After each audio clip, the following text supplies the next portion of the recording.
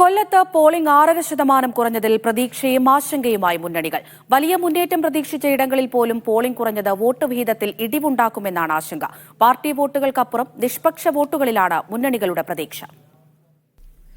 മണ്ഡലം നിലനിർത്താനും പിടിച്ചെടുക്കാനുമായി വാശിയേറിയ പോരാട്ടവും പ്രചരണവുമാണ് കൊല്ലത്ത് നടന്നത്.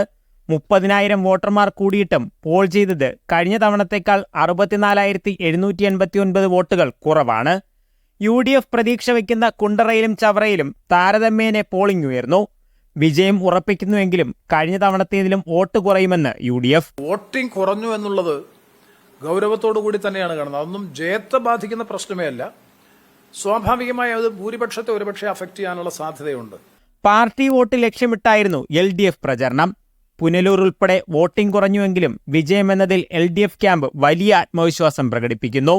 പോളിംഗ് കുറഞ്ഞു എന്നുള്ളത് ഞങ്ങളെ ബാധിക്കുന്നില്ല എന്ന് മാത്രമല്ല, ഞങ്ങൾക്കത് ആത്യന്തികമായി ഗുണകരമായി ഭവിക്കും എന്ന് തന്നെയാണ് ഞാൻ കാണുന്നത്. തീർച്ചയായും 5-ാം തീയതി തൊട്ട് ഉപതെരഞ്ഞെടുപ്പിലേക്ക് ഞങ്ങൾ കടക്കും, ജൂൺ 5 മുതൽ.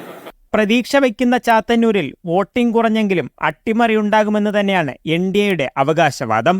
1 ലക്ഷം വോട്ടിൽ നിന്ന് 5 ലക്ഷം വോട്ടുള്ള ഒരാളെ തോൽപ്പിക്കുക എന്ന് പറഞ്ഞാൽ അത് അട്ടിമറി തന്നെയാണ്. അതിനുള്ള എല്ലാ സാധ്യതകളും മുന്നിലുണ്ട്.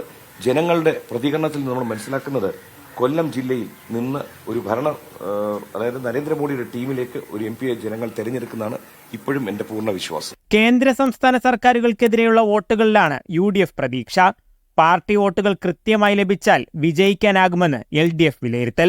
മാറ്റത്തിന് ആഗ്രഹിക്കുന്ന വോട്ടർമാർ ഒപ്പമുണ്ടാകുമെന്ന ആത്മവിശ്വാസത്തിലാണ് NDA.